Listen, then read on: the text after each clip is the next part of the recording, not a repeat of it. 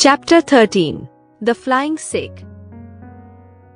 My triumph at the Commonwealth Games had elevated my status to such a level that I was now an international sports celebrity.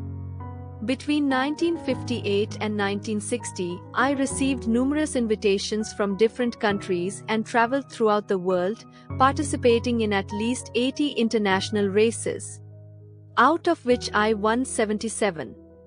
The international press featured glowing articles on my life and achievements because wherever I went I broke the old 400-meter records, establishing new ones. In 1960, the much-awaited Olympic Games was to take place in Rome. I was very excited. This would be my second Olympics after Melbourne in 1956. In the years since then, I had matured and grown as an athlete and was now at my peak. Perhaps I would have better luck this time. But before that, in January, I was to participate in the National Games at Delhi's National Stadium. My sister Isha and her family were very keen to see me run. They had heard of my exploits but had never watched me on the track. I happily invited them for the event. I was overjoyed to see them, especially my beloved sister Isha, who had sold her gold earrings to secure my release from jail all those years ago.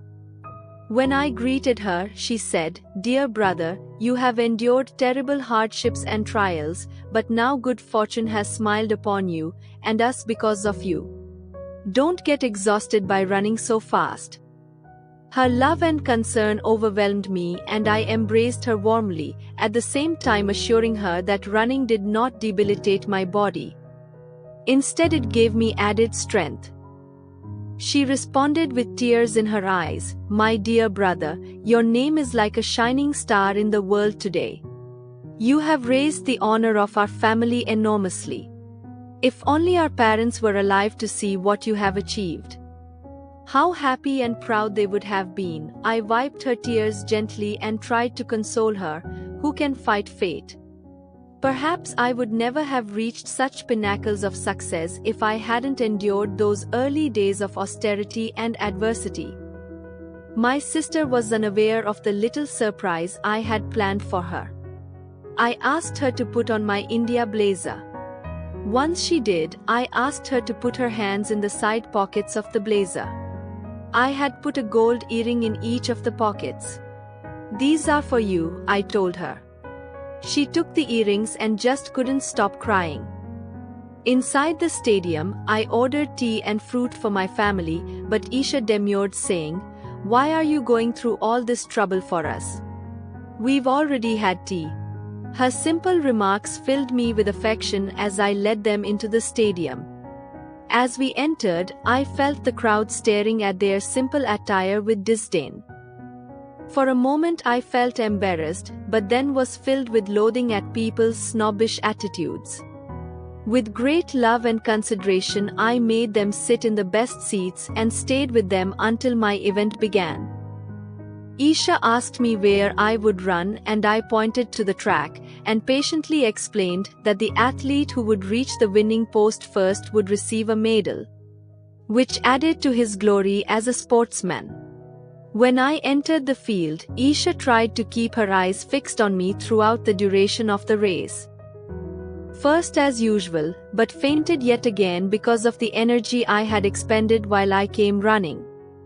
My poor sister thought that I had been shot dead by the gun that had started the race. She started wailing loudly when she saw me being carried away on a stretcher.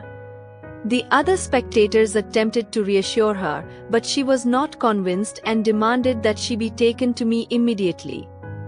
When she saw me lying down looking pale, with a film of glucose on my lips, she cried, "I can't bear to see you in this condition. Veer brother, please, I beg you, give up running." When I recovered, we returned to the stadium to be greeted by vociferous cheers. I nudged Isha and remarked, "Look at the honor and praise I receive when I run and win races. If I stop running, no one will bother about me." But she was still not convinced. The National Games were held for 3 days, during which I set new records, 100 meters 10.4, 200 meters 20.8, 400 meters 46.1, 4100 meter relay 42.1, and 4400 meter relay 3.12.6. Soon after the national games, our team had received an invitation from the Pakistani government for the Indo-Pak sports meet. What an ironic twist of fate. I was returning to the land where I was born, where I had lost my home and most of my family in the inhuman savagery that followed partition. It was not the religious bigotry that troubled me, just the fear that the visit would revive those horrible memories. I did not want to go, but Pandit Nehru intervened, saying that this visit was for the honor of our country and that I was going there as an ambassador for India. The others in our team felt as I did, as we reluctantly traveled to the border at Attari via Amritsar. The welcoming committee at the border greeted us warmly, and then we were taken by bus to the Falatis Hotel in Lahore. Days before the meet opened, headlines in newspapers as well as banners and posters carried large print notices that said, Indo-Pak Athlete Duel. Abdul Khalik to meet Milkha Singh. The meet was declared open by the President of Pakistan, General Ayub Khan, at the newly constructed Gaddafi Stadium. There were more than 30,000 spectators in the mains enclosure, and several thousand more of burqa-clad ladies in the women's. The general, other senior officials and their families sat comfortably in the presidential box. At this event I was once again pitted against my old opponent, Abdul Khalik, whom I had defeated at the Tokyo Games. Consequently, the massive crowd's excitement levels were high as they eagerly waited for the moment when their hero would defeat me. In this meet, the pattern of our victories were the same as at Tokyo. Khalik won the 100 meters and I, the 400-meter race. The deciding race would be the 200-meter one. My teammates reassured me by saying that there was no way that I could lose. My technique was finely honed and my timing was much better than the one at Tokyo. But as usual, on the day of the race, I woke up feeling feverish and bilious. I was shivering, either because I was unwell or by memories of those terrible days that still haunted me. Instead of succumbing or feeling sorry for myself, I forced myself to get up and go to the stadium. As I said to myself over and over again, I had to win because the defeat in Pakistan would be a fate worse than death.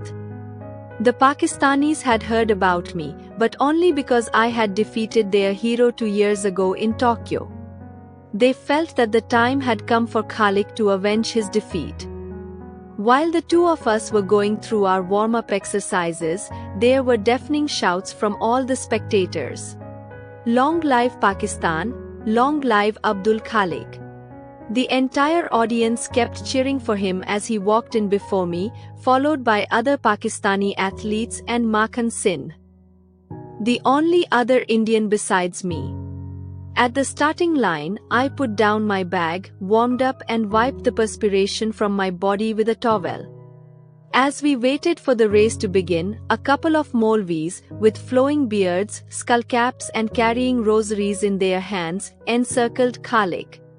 They blessed him, saying, "May Allah be with you." Irritated by this blatant favoritism, I shouted, "Maulvi Sahib, we Jew are the children of the same God. Don't we deserve the same blessings?" For a moment, they were dumbstruck, and then one of them half-heartedly muttered, "May God strengthen your legs, Jew." There was pin-drop silence as we stood at the starting line waiting for the race to begin. The silence was oppressive. The starter, dressed in a white shirt and trousers, a red overall, white peaked cap and black shoes, stood on a table behind us. He shouted, "On your marks," fired the gun and the race began. The audience suddenly awoke and began to chant, "Pakistan Jindabad, Abdul Khalik Jindabad." Khalik was ahead of me, but I caught up before we had completed the first 100 meters. We were shoulder to shoulder, then surprisingly, Khalik seemed to slacken, and I surged ahead as if on wings. I finished the 200 meters about 10 yards ahead of Khalik, clocking 20.7 seconds that equaled the world record. My coach, Ranbir Singh, the manager and all my team members leapt to their feet in jubilation. I was embraced, thumped on the back and then lifted onto their shoulders as they expressed their happiness both vocally and physically. It was indeed a joyful day for India, but a terrible tragedy for Pakistan. Khalik himself was so devastated that he lay on the ground weeping pitifully. I patted his back and tried to console him by saying that victory and defeat were part of the same game and should not be taken to heart. But he was too humiliated by the fact that he had been defeated before the eyes of his countrymen. After the race, I ran a victory lap of the stadium, while loudspeakers announced, "The athlete running before you is Milkha Singh. He does not run, he flies. His victory will be recorded in Pakistan's sports history, and we confer the title of Flying Sikh on him." It was General Ayub Khan who coined the title Flying Sikh when he had congratulated me, saying, "तुम दौड़े नहीं, उड़े हो." "You do not run, but fly." As I passed in front of the women's section, the ladies lifted their burqas from their faces so that they could have a closer look at me, an incident that was widely reported in the Pakistani press. And so, with this victory, I became the Flying Sikh, a title that soon became synonymous with my name all over the world. An excerpt from The Race of My Life. An autobiography by Milkha Singh.